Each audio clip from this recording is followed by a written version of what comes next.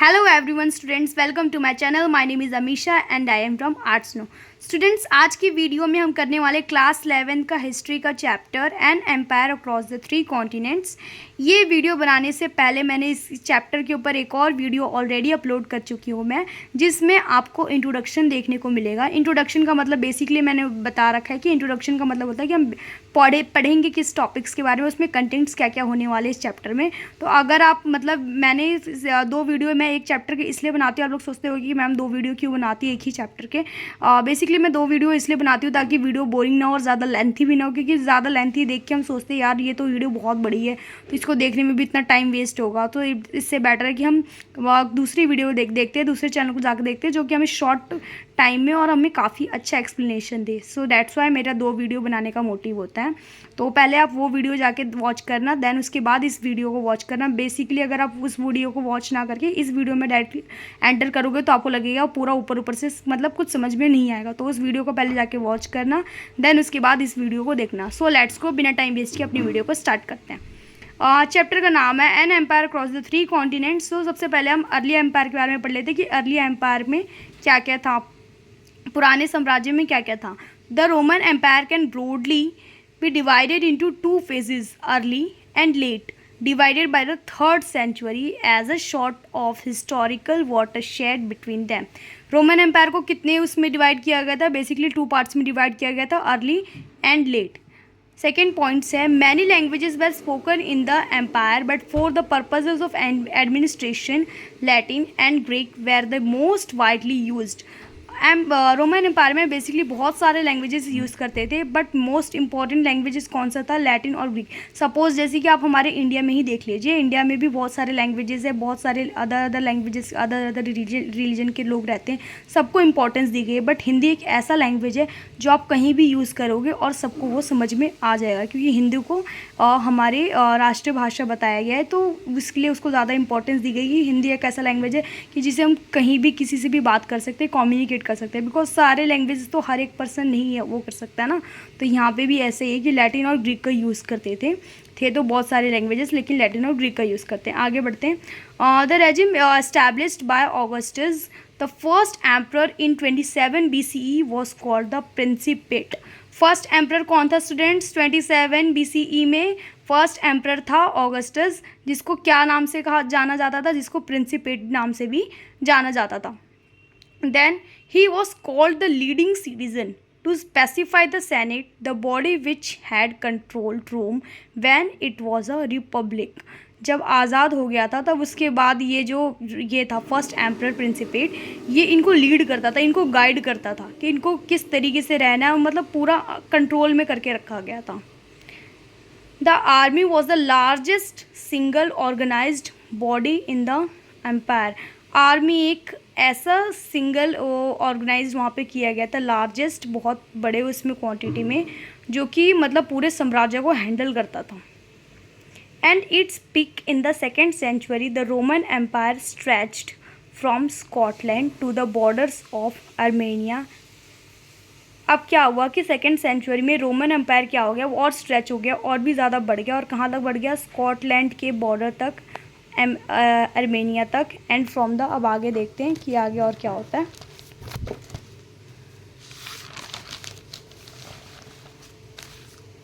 And from the Sahara for the Euphrates, कहाँ तक बढ़ गया? सहारा के यूफ्रेट्स तक बढ़ गया। अब हम 3rd century की बात करते हैं कि 3rd century में क्या हुआ। 3rd century में from the 230 as the empire found itself fighting on several fronts simultaneously। अब 230 में क्या हुआ कि जो एम्पायर ने उसने नई चीज़ें ढूंढी सिमल्टेनियसली को। देन उसके बाद है in a famous rock inscription cut in 3 languages. Famous वहाँ पे एक रॉक था इंस्क्रिप्शन, जिसको 3 लैंग्वेजेस में बेसिकली वो किया गया था।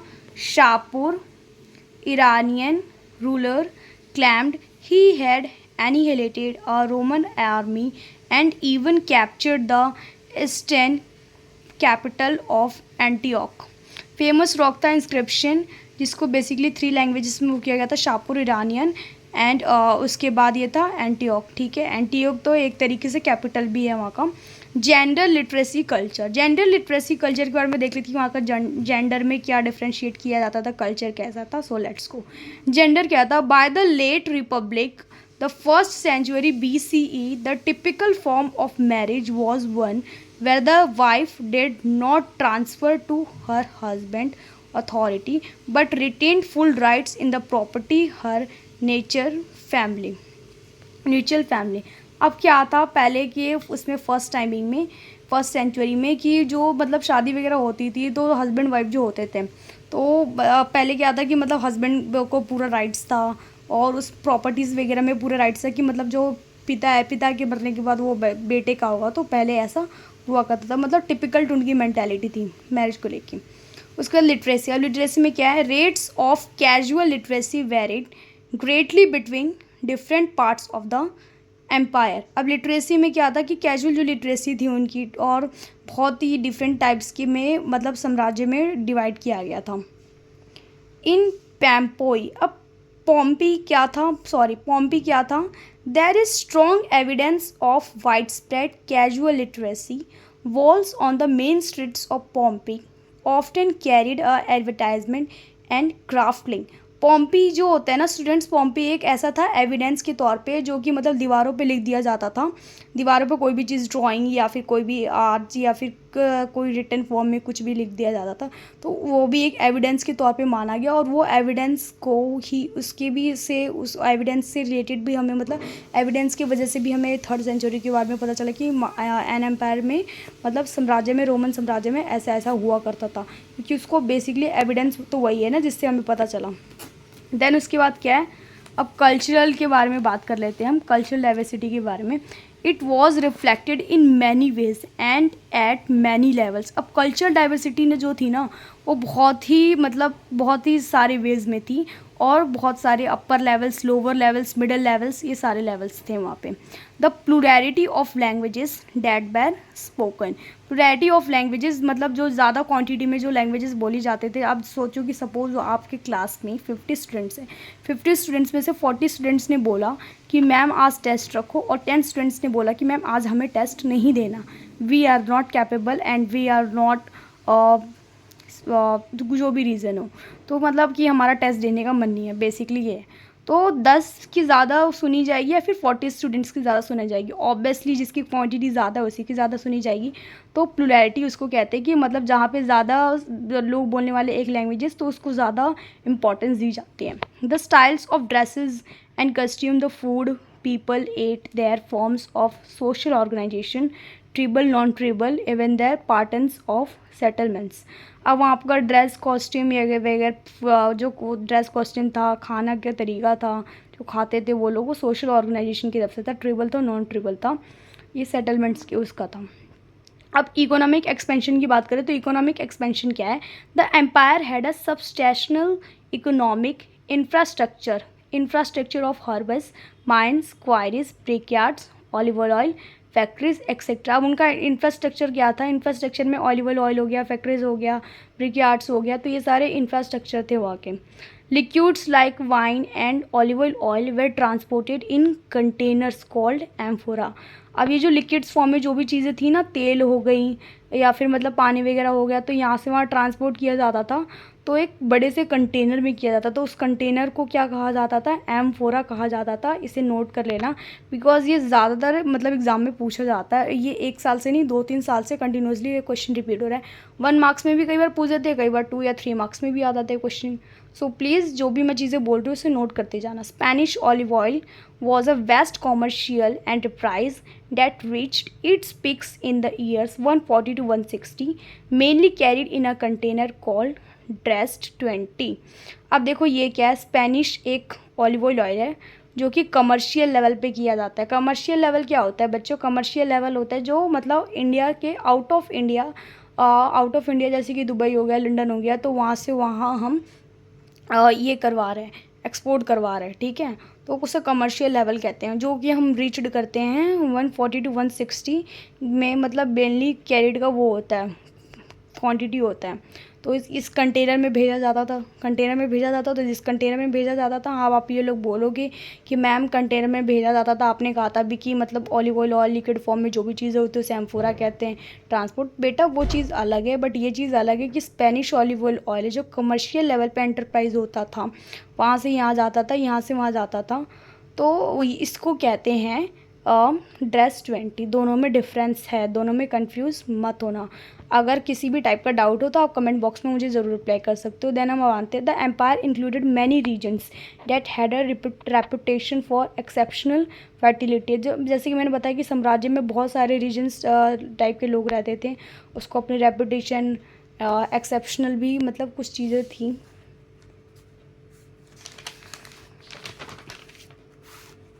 अब हम आते हैं कंट्रोलिंग वर्कर्स। भाई वर्कर्स को बहुत अच्छे से कंट्रोल कर रखा था।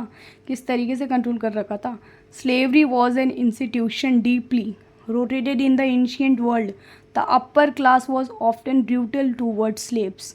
Various ordinary people shaved compassion. अब दोनों में ना काफ़ी ज़्यादा पार्शलिटी की जाती थी। एक तो जो अपर क्लास के लोग हैं, एंशिएंट टाइम में क्या होता था, जो अपर क्लास के लोग हैं उनको ये स्लेव्स वगैरह प्रोवाइड किया जाता था। स्लेव्स कौन होते थे? स्लेव जो लोअर क्लास के होते थे उनको नौकर बना के रखा जाता था। The Roman agriculture writers paid a great deal of attention. जो रोमन साम्राज्य के जो लोग थे वो एग्रीकल्चर के लिए भी मतलब पैसे पेड करते थे, डील करते थे मैनेजमेंट लेबर रखने के लिए। देन उसके बाद क्या है? And to make supervision of labours easier workers were sometimes grouped in gangs for smaller teams. कई बार क्या होता था कि मतलब गैंग्स में करते थे और मतलब ग्रुप्स वगैरह बनाते थे लेबर्स वगैरह का, ताकि काम बहुत इजी तरीके से। एक काम सपोज मैं एग्जांपल के तौर पे बताती हूँ, एक काम को मैं अकेले हैंडल कर रही हूँ और एक मैं ग्रुप में कर रही हूँ। तो ग्रुप में क्या होता है, स्टूडेंट्स की ग्रुप में डिस्ट्रीब्यूशन हो जाता है। तो जब डिस्ट्रीब्यूशन हो जाता है काम का, किसी भी वर्क काम का, फिर वो चाहे किसी भी फील्ड में हो, तो बहुत ईजियर वे में हो जाता है। और एक हम अकेले करते हो तो काफ़ी टाइम लगता है। तो ये लोगों ने भी ऐसी किया कि लेबर को मतलब काम को ईजी बनाने के लिए इन्होंने गैंग्स या फिर स्मॉलर टिप्स में डिवाइड कर दिया था। Parents sometimes sold their children into substitute for periods of 25 years. अब कई बार पेरेंट्स अपने बच्चों को भी बेच देते थे। सोशल हैरिएजेस क्या था? अब सोशल हैरिएजेस के बारे में बात करते हैं। The leading social groups of the early empire as follows. अब इनको क्या क्या फॉलो करते थे? एक तो सैनिटर्स थे, उसके बाद थे leading members of the equestrian class थी।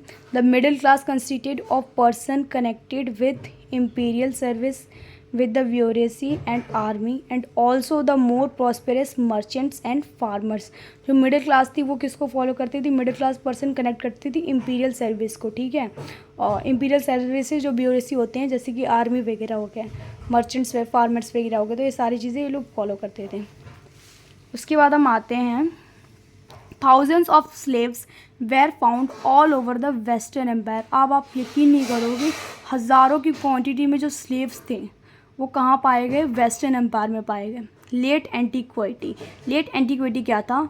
Consistence chief innovations were in the monetary sphere where he introduce a new denomination, जहाँ पे उसने न्यू डेनोमिनेशन का वो किया था, solidus, a coin of 4.5 gram of pure gold that outlasted the Roman empire. ये new denomination का बारे में बताया गया कि मतलब 4.5 ग्राम का प्योर गोल्ड था, जो कि लास्ट में मतलब ये रोमन एम्पायर के बारे में बताया गया। ये 450 का जो ग्राम था सॉलिडस के उसमें था, फॉर्म में था। Record show considerable investment in rural establishment including industrial. जो ये रूरल जो एरिया था, इस्टेब्लिशमेंट था, जो रूरल एरिया का जो इस्टेब्लिशमेंट था, सॉरी नेटवर्क इशू आ रहा है, रूरल एरिया का जो स्टैब्लिशमेंट था उस उन्होंने क्या इंक्लूड किया था? रूरल एरिया के स्टैब्लिशमेंट में इंडस्ट्रियल चीज़ों को ज़्यादा इंपॉर्टेंस दिया गया था और इंडस्ट्रियल इलाकों में उन्होंने ज़्यादातर इंस्टॉलमेंट्स किया था। लाइक ऑयल प्रेसेस, ग्लास हो गया, फैक्ट्रीज़ हो गए उन्होंने ओपन किया था, स्क्रू प्रेसेस हो गया एंड मल्टीपल वाटर मिल्स वगैरह, ये सारा उन्होंने खोले थे। लेट एंटीक्विटी की बात करते हैं। सो स्टूडेंट्स, जो हमारा वीडियो है यहाँ पे एंड होता है। एक बार और मैं आपको रिकैप करवा देती हूँ। रिकैप करवाना यानी अगर आप नोट करना चाहते हो साथ साथ तो आप कर सकते हो। देखिए,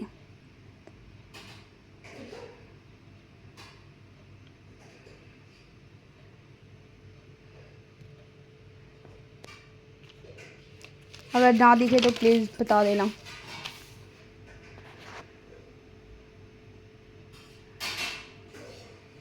स्क्रीनशॉट्स लेके रखना चाहते हो या फिर कॉपीड करके रखना चाहते हो वो भी बेस्ट है, बिकॉज़ वरना अगर एग्ज़ाम टाइमिंग में ना डायरेक्ट वो करना बहुत मुश्किल हो जाता है, नोट्स प्रिपेयर करना।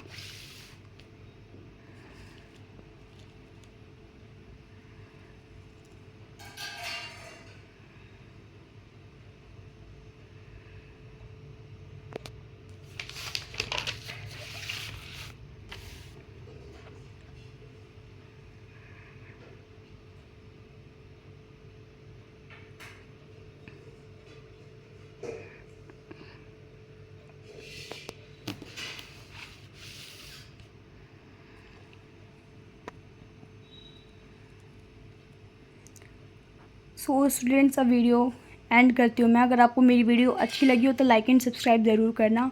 और स्टूडेंट्स, अगेन एंड अगेन मैं हर एक वीडियो में यही कहती हूँ कि आप लोगों के सपोर्ट से ही मैं आगे बढ़ूँगी। So please support me. अगर आप लोग सपोर्ट नहीं करोगे तो मैं वीडियो बनाने में बिल्कुल भी मोटिवेशन टाइप की चीज़ मुझे बिल्कुल भी नहीं मिलेगी, बिकॉज़ मैं वीडियो बना रही हूँ और आप लोग लाइक नहीं कर रहे हो, व्यूज़ करके खाली देख के छोड़ दे रहे हो, तो ये तो गलत है ना। आप लोग देखोगे, लाइक करोगे कि मैम अच्छा लगा कमेंट बॉक्स में, या फिर मतलब कोई भी डाउट्स वगैरह, तो मुझे भी एक तरीके से मोटिवेशन मिलेगा कि हाँ स्टूडेंट्स मेरी वीडियो को देख रहे हैं, अच्छा लग रहा है, लाइक कर रहे हैं, सब्सक्राइब कर रहे हैं और शेयर कर रहे हैं ज़्यादा से ज़्यादा, तो मोटिवेशन मिलेगा। देन उसके बाद ये वीडियो आप लोगों के लिए काफ़ी नॉलेजेबल है। ये वीडियो खाली क्लास 11th के लिए नहीं है। जो स्टूडेंट्स अगर किसी लेवल की प्रिपरेशन करें लाइक गवर्नमेंट जॉब में, तो उसमें भी बेसिकली जनरल नॉलेज के क्वेश्चंस आते हैं, तो अगर वो भी वीडियोस को देखेंगे तो उनके लिए भी वेस्ट नहीं है, उनके लिए भी इम्पॉर्टेंट ही है। तो जिन्होंने भी मेरी वीडियो को देखा है लाइक एंड सब्सक्राइब ज़रूर करना, बिकॉज़ मैं भी आप लोगों की तरह अभी न्यूली स्टार्ट किया है, मैंने ज़्यादा टाइम नहीं हुआ है। तो आप लोग अगर मुझे सपोर्ट करोगे तो मैं ज़रूर आगे बढ़ूँगी। Thanking you for watching my video.